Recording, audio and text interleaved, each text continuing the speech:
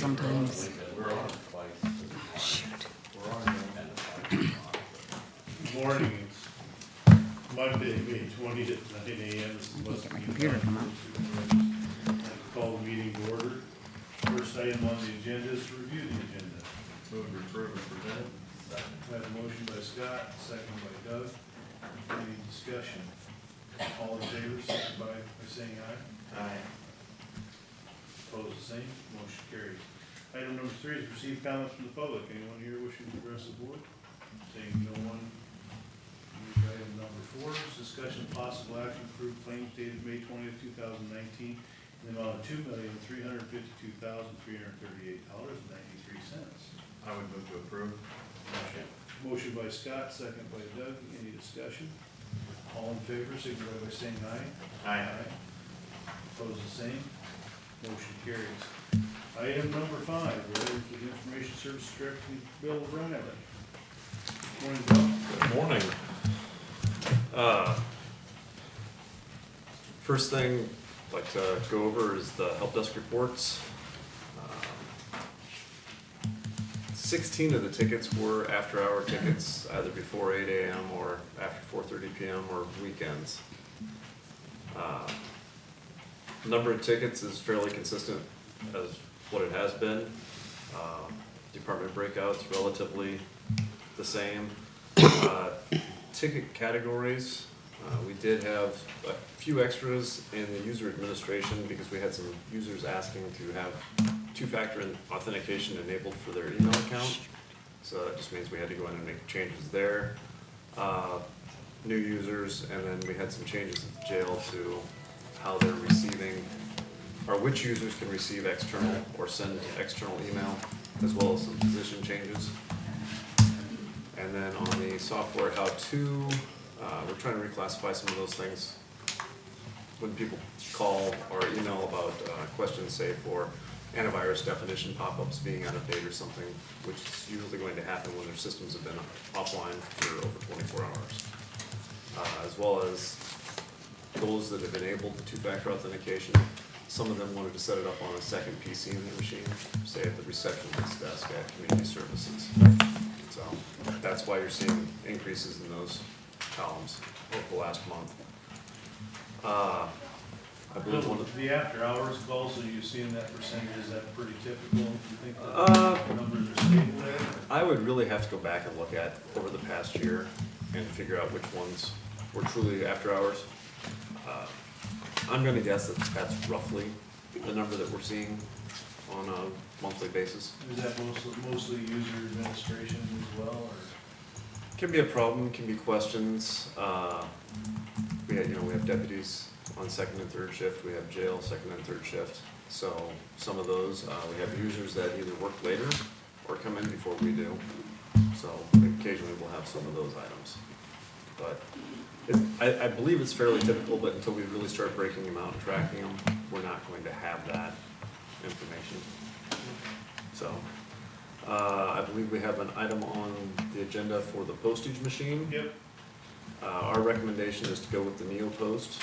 The overall cost of the course of the lease compared to the two, they're about $3,600 less. And they are our current provider, as well as we've been happy with them from what offices have told me. So I don't recommend changing at this point to Pitney Bowes. So, and the reason why we recommend the lease is just because we'll never own the postage meter, so we end up with a machine at the end of the lease, or at the end of the term, that we can't do anything with. So, Well, I would need action. Yeah, I would make a motion to accept that proposal. I have a motion by Scott, second by Doug. Any further discussion? Thanks for the information, Bill. Yeah. Answered all the questions in our preview. okay. All in favor, signify by saying aye. Aye. Opposed, the same. It's easy when you have all the questions answered in your packet information. Well, that's good. Other things we've done is we've implemented the new email filtering and quarantine solution. We went with FireEye over Microsoft, which hopefully will give our users a little more access to their quarantine messages to manage and release the ones that aren't going to be advanced threats or virus detected. And hopefully have better management over their allowed and blocked user lists than what we were able to do with Microsoft. So, and I did send out notifications to everyone that the changes were being made. I sent that out ahead of time, but unfortunately, my office didn't receive training until we went live. Basically, the next morning after we went live on Thursday at about 4:30, and so we received training on Friday. So it's pretty straightforward if you read through the packets. Kind of a cumbersome number of 20 pages, but most of them are big pictures and things like that. So if you have questions, the board members that have county email addresses, let us know. We're continuing to work on replacing servers and PCs to the current version due to the end of life on Windows 7 at the end of the year, as well as Server 2016. Server 2008 R2. That will be an ongoing project probably through December, just for the number of machines that we have out there that are still Windows 7. Other things that we've been doing starting towards the end of March through last month, where we're testing the new version of anti-malware that we use, the latest version. 30-day trial went well on about 30 PCs. We started rolling it out and we're running into some issues, so we've backed off on that for right now while we work with support. So we're just finding some problems. In my opinion, or my terms, I would say that a lot of software now seems to be in always beta mode, where there's no real true, hey, this is the greatest, latest thing that we have. They just seem to be pushing out new updates every month or every week and changes to the interface. So it's kind of the subscription model, I believe. We're seeing that with the new Encode, Microsoft, so forth, so on. So testing, letting the users test it. Pretty much, it's just always in that beta mode. So I'm sure that they do their, pre-testing, but then they really find out when they release it to the masses. So that's where we've been, and what we've been working on for about the past month or 6 weeks. So do you have any questions, comments, concerns? Thank you, Bill. Okay, all right, good day. The next item is items with the county engineer, Keith White. First item is discussion of possible action for various utility permits. Good morning. Good morning, Keith. There are two this morning. The first is from WTC Communications of Wilton, Iowa. And they are placing fiber optic cable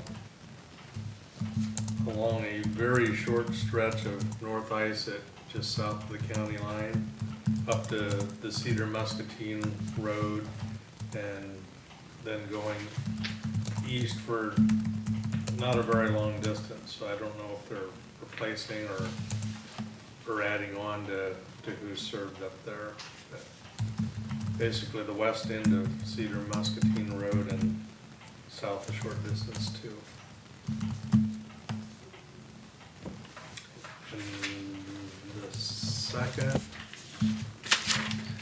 is from Muscatine Power and Water, and the location is just north of the entrance to Deep Lakes Park, and they have a permit. They're asking to bore across Pettibone there with a conduit for a single phase primary and also a conduit for the communication utility. Basically, they're headed back to serve the new cabins back there. I would move to approve. So I have a motion by Scott, second by Doug. Any further discussion? All in favor, signify by saying aye. Aye. Opposed, the same. Motion carries. How about projects update, Keith? Not a lot of change there. Whether the projects we do have left continues to keep those pushed off a ways. And on our development side, we're still dealing with slow responses from Bridgestone, Bandag, slow or no responses from them. So Dennis has emailed them again this morning. They don't answer the phone or return calls, and so email's kind of our only way. We had a response saying you're gonna get a response, but no responses came, so.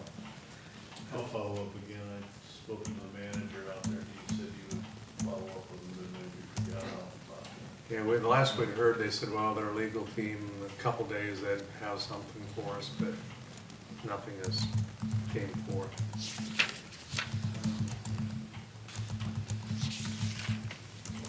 I don't have a lot of other. We provided our numbers that we had at the time to Brian Wright to submit to the state.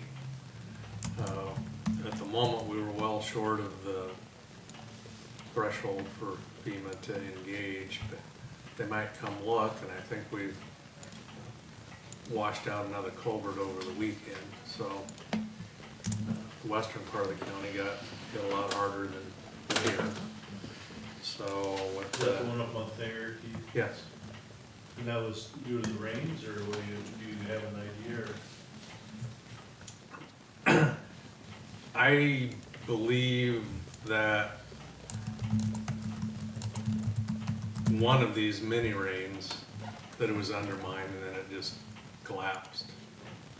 So which exact one did it, I don't know. But you find that sometimes where it's ridging it and then it just falls in.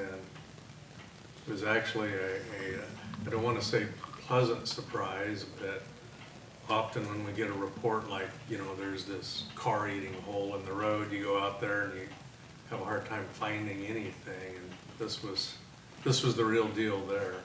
So a good portion of the road had collapsed where the culvert was, so the rock road.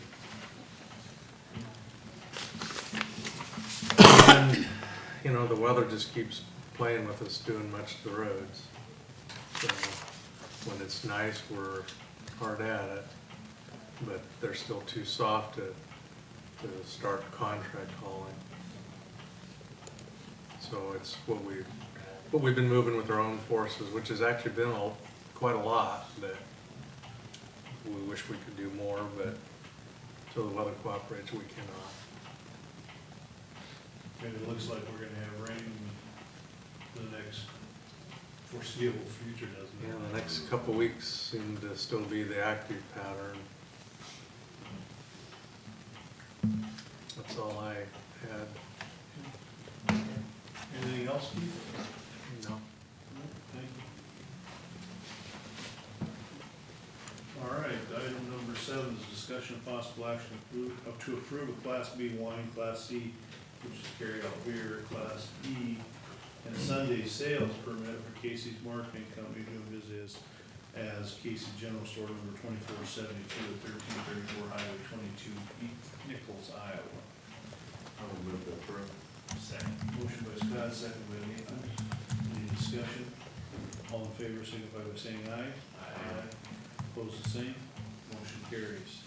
Number 8 is discussion of possible action to approve the renewal of an Iowa retail cigarette tobacco nicotine vapor permit for Casey's Marketing Company doing business as Casey's General Store number 2472, 1334 Highway 22, Nichols, Iowa. Move to approve. Have a motion by Scott, second by Nathan. Any discussion? All in favor signify by saying aye. Aye. Opposed, the same. Motion carries. Number 9 is discussion of possible action to approve the minutes of Monday, May 13, 2019 regular meeting. So moved. Motion by Scott, second by Doug. Any discussion? All in favor signify by saying aye. Aye. Opposed, the same. Motion carries. Correspondence. Doug, did you have anything? I had one on Wednesday from Jim Meredith, wondering when they were gonna rock the road. Said it was in really good shape and bladed until it rained. I talked to Keith, he said most of that road has been rocked already. Got a call from Doug Boyd this morning, said that road on one some rock, but it needs more. I told him we were out hauling until we get there, and we can possibly get there. That's all I have. Scott? I didn't have any correspondence. Nathan? I had a couple thank you emails from the folks who've been complaining, just saying that they were happy with the work that, county engineer's done on their roads. I think I saw that same one, that's all I have as well. Committee reports. Doug, did you have any committee? We had, May 16th, Thursday, the fairgrounds had their fair board meeting. The races got canceled for this Saturday due to the weather. It's an unsanctioned race, so they're gonna try to reschedule that. And Friday, June 7th is the 12th annual Muscatine County Fair weekend for the fair. It's a barbecue and auction in the Midway Pavilion. Barbecue starts at 5. They're gonna have ribeye sandwiches, ribeye steak sandwiches, hot dogs for the kids. Silent auction from 4 to 6:30, live auction at 6. Any donations, you need to call the fair office or drop off stuff if anybody's donating. And I believe that's it. Scott? Okay, on committee reports, I had, on Wednesday the 15th, I had Riverbend Transit, as well as the Board of Health. And then, on Monday the 13th, there was, a number of us that attended the Wilton luncheon with elected officials that I attended as well. That's all I have. I forgot that. I was there too. Sorry. I had the Wilton lunch and that's it. Okay, and I had the well luncheon as well, and also had a meeting on the 15th with, members of the Muscom, user group in the city of Muscatine, Muscatine Council, to discuss some Muscom and how we might move forward with that process. So there's some stuff coming out, we talked about a few things on the 2080, and I think we're gonna see some proposals come to this board here in the next week or so. That was it for me, okay. Item number, Nancy, did you have anything, you forgot to ask any correspondence? No. I didn't. Okay, item number 12 is to receive information from county employees. Keith just was there, and we'll get someone still paid in. All right, we'll move to item number 13, items with the administration office. 13A is discussion of possible action authorizing the sheriff to execute a Midwest HIDA grant, recipient agreement in the amount of $73,305. So, Motion by Nathan, second by Scott. Any discussion? All in favor, signify by saying aye. Aye. Opposed, the same. Motion carries. Item B is discussion possible action to approve an agreement between Eastern Iowa Community College District, Muscatine Community College, and the Muscatine County Board of Supervisors to provide video production and cable services for the period of July 1, 2019 through June 30, 2022. Motion by Scott, second by Nathan. Any discussion? All in favor signify by saying aye. Aye. Opposed, the same. Motion carries. Item C, discussion possible action authorizing the execution of Wellmark third-party administration documents for FY 19 and 20. Okay, the documents, the way they're laid out right now represent some minor changes to the plans. And so we were gonna have somebody from Wellmark here today to review all of that with you. We rescheduled that, due to Santos being gone and Nathan wasn't sure if he could make it. So I'm gonna briefly describe the changes that we're talking about, because I need you to take action today so we can move forward with the process and have a renewal in place by July 1st.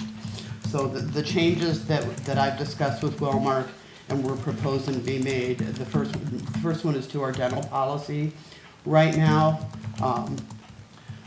the maximum limit, the annual maximum limit is $1,000. And with the increased costs that we see with dental procedures, as with everything else, Wellmark is recommending that we increase that to either 1,500 or 2,000 as the annual maximum. Their best estimate of the increased cost to us would be somewhere between $5,000 and $7,000 to do that. In total? In total, yep.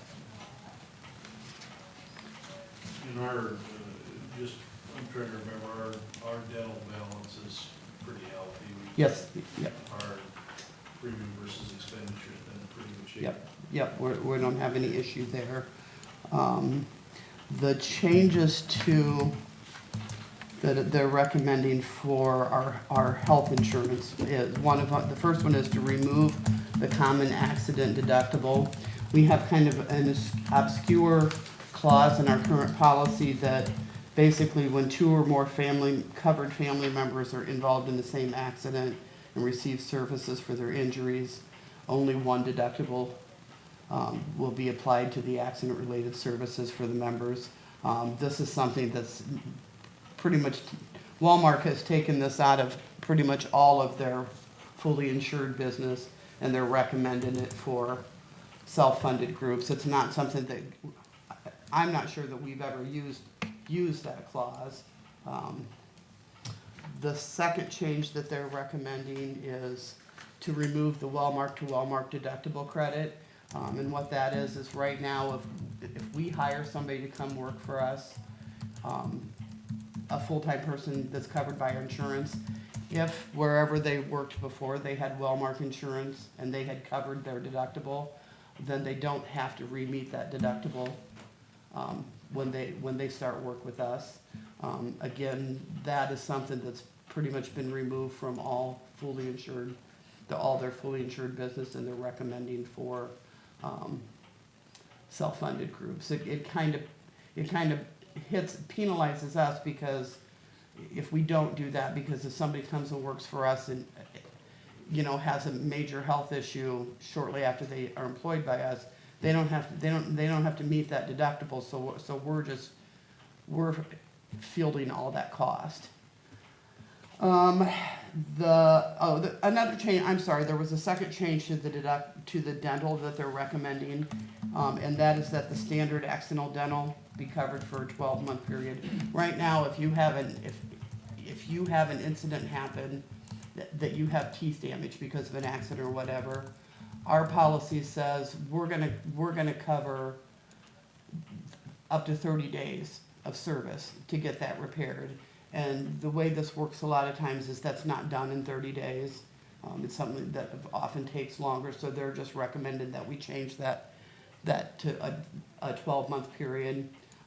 From their actuarials are saying it really doesn't make enough difference in our expected claims to even affect what they're recommending for premiums. So, and then the last thing that they are recommending is right now there are specialty drugs out there that can run anywhere from $1,000 to $10,000 a month.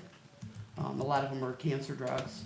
And the way it works right now under our policy, our employees have to pay their 5, 15, or 25, depending on the plan they have to pay their deductible on that, and we're covering the rest of that cost. Their recommendation is that we add a specialty drug copay, so there'd be a $100 copay for those more expensive drugs, as opposed to the $25, $35 that they're paying now. Excuse me. So they're recommending we move to the specialty RX program, which puts that $100 copay in, and that we also add a specialty copay program. And kind of how that works is the specialty copay cards are funded by a drug manufacturer, and that offsets the cost of the name brand drug.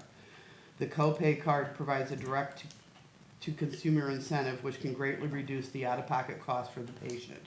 So right now, if somebody is taking a drug that they can get a copay card, so say that the drug costs $1,000, their copay is $10, but with that specialty card is knocking off, that gets applied to what we say they've paid as their copay. So it takes them closer to their out-of-pocket max without us actually getting the dollars for that. Under the specialty copay program, that incentive or that rebate that's provided by the drug company, Walmart calculates the employee's out-of-pocket cost after that's applied. So if they end up paying $5, that's what's actually applied to their out-of-pocket maximum under our plan. You look confused, Jeff. Well, I didn't even realize that that's how this was working before, was that whatever rebate they're getting from the drug manufacturer is actually counting as part of what they've paid in for that drug, and so it's going against their out-of-pocket maximum.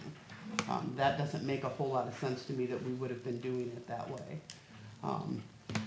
The one stipulation with the specialty program is that it requires the use of CVS, Caremark Specialty Pharmacy only. You have the opportunity to pick up the drugs or have them mailed to you. We don't have a local CVS, so it would require any of our employees that are on a specialty drug only to either handle that through a mail program or travel outside of our area in order to access those drugs. It's my understanding a lot of people that are on these specialty programs, there's not sudden enough changes that doing this via mail should cause a great hardship for anybody.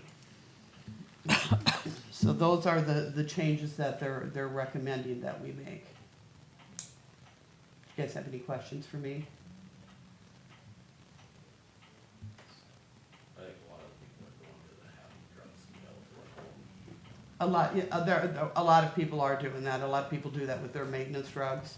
Walmart offers an incentive we've had all along where you can reduce, if you get 3 months supply, you can reduce the amount of copay that you do there. There's some incentives out there to get people to do that, because typically you can get them for a lower cost. Okay. Do you have a question, Scott? I'm just trying to think this through, there was an awful lot there. Yeah, there is. Yeah, so on the dental limit, do we have any idea how many members that would affect? This is an additional benefit, really. It potentially could affect every member. I mean, you know, it's gonna affect any member who has a dental procedure that, you know, that's a high dollar procedure instead of, But you're saying neither of these changes were really impacting what they recommended for rates? correct. Which would tell you that it's probably just nice to do, but not really. Right, I don't know, Terribly. I can certainly say in the 25 years I've been on the plan, I've never had a procedure that exceeded, I mean, I've never had an issue that I've met my annual max and I've got to pay, you know, for a procedure 100% myself. So I can't imagine that it's something that happens very often. But when somebody does have a major issue that's going to be expensive, it's real easy to hit that $1,000 mark. So this just gives them a little bit more protection. Walmart's actuarials are saying it happens rarely enough that worst case scenario, we're looking at $5,000 to $7,000 in additional So costs. did a they year. recommend a number, you said 1.5 to 2K? They are not recommending one or the other. They're just recommending that we consider bumping it up. So what I would need from you guys would be to decide which one of those numbers you want to go to, if you want to make that change. Well, and I looked at the two of the one Walmart, I'm not sure I completely understand that specialty drug thing. But it sounds almost like that so they've got some kind of a group buy thing or a deal where they're gonna be able to offer. So some of the bite that the member may take for that $100, there's a copay card that's kind of a little kickback bonus from CVS or something that might soften that. Right, right. And by participating in the CVS program, you can go online or Wellmark, or there's helpline phone numbers that you can contact. That CVS will actually help you find a drug manufacturer rebate card if they're available out there. They help you with that process. And again, this is only gonna apply to situations where we have somebody that's taking an extremely expensive medication. Because kind of the way it works right now is the rest of the group is funding those higher cost drugs. And so the thought process is that the employee should have a little more buy-in there. But that there's help out there to try to, offset some of that cost for them, but it's offsetting the cost to them, but it's not getting applied to the group, so that everybody's paying into that, yeah. So Nancy, if I understand, we've got 6 items we're looking at, is that, we've got the 2 dentals, the permanent and the accident coverage period. We've got the common accident deductible, we've got the Wellmark to Wellmark credit, we've got the specialty drug copay and the specialty copay program. Yes, Is that correct? yes. Well, I would move that we would, accept those changes, and I'd recommend we do 2,000 on the annual limit on the dental. I'll second that. So we have a motion by Jeff and a second by Nathan. Any further discussion? All in favor, signify by saying aye. Aye. Opposed, the same. Thanks, Nancy. Mm-hmm. Okay, item D, action to set FY 19 and 20 health and dental insurance premiums. Okay, actually, these premium costs were calculated out a year ago when we negotiated the 3-year contract with the deputies. And I've worked the numbers based on what Wellmark's predicting our costs are gonna be. And assuming we don't have massive amounts of catastrophic stuff, which I can never predict or plan for, the rates that have been calculated out and budgeted should at least meet our costs. I mean, we should be able to maintain fund balance there. And so what the premium, what it amounts to, we have 3 plans in place. And what the county would pay an additional $50 per month per employee. And then for single coverage, the single coverage for employees would increase by $10 a month. Family coverage would increase by $20 a month, yeah.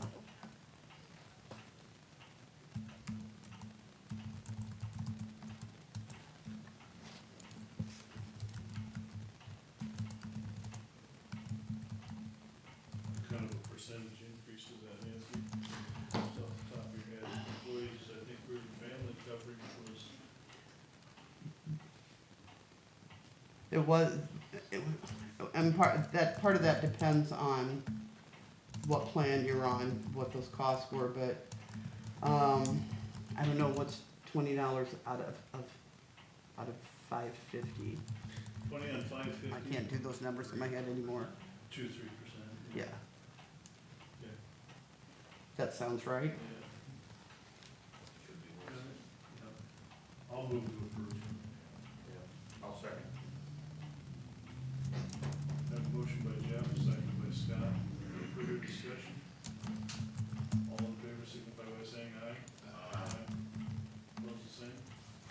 Motion carries. Item E is actually set the health annual enrollment in dental open enrollment periods. Okay, so for health insurance, we never have an open enrollment period where you can just add people because we're having open enrollment. But we do have an annual enrollment period, and what that is once a year, people can switch between plans if they choose to. You can always add somebody or delete somebody if you have what's considered an event. So, a marriage, a birth, a divorce, those types of things. So I'm not saying that employees don't have an opportunity to make changes to their health insurance, we just don't have an open enrollment period where anybody can jump on. For dental insurance, we do actually have an open enrollment period once a year where they can go to family coverage if they don't have it now. They can, add a member if they have a member that wasn't covered. And again, they can make those changes anytime with an event. But this is just a period where they can, make that change without an event. Typically, we have one, maybe two people who add family coverage or add somebody to their coverage during this open enrollment. Most of our people are where they need to be already. One of the situations that comes up is sometimes when people have a new baby, they don't put them on their dental right away, even though there's no additional cost to do that, and then they kind of forget about it. And then they get to the age where the child needs to start having dental care. And in that situation, they're not able to add them until we have this open enrollment period. And so my recommendation for an open enrollment period is that it start tomorrow, so it'd be May 25th, or May 21st through June 6th. We send notices out to all of our employees with information about this is your opportunity to switch between plans. Here's the information about the plans, what the costs are, and your opportunity to make changes to your dental if you want to. And then all the employees are required to return, all the eligible employees are required to return something to us, even if they don't want to make any changes to their coverage. And it's just a way to document that everybody's been offered the opportunity to do so. Well, I'd make a motion to set the health annual enrollment and dental open enrollment period May 21st through June the 5th then. And I'll second. So we have a motion by Scott, second by Jeff. Any further discussion? I know that's how the school district is. Yeah. Pretty common. All in favor, signify by saying aye. Aye. Opposed, the same. Motion carries. Nancy, do you have anything else? I do not have anything else. Anybody else have anything for the good of the order? If not, meeting is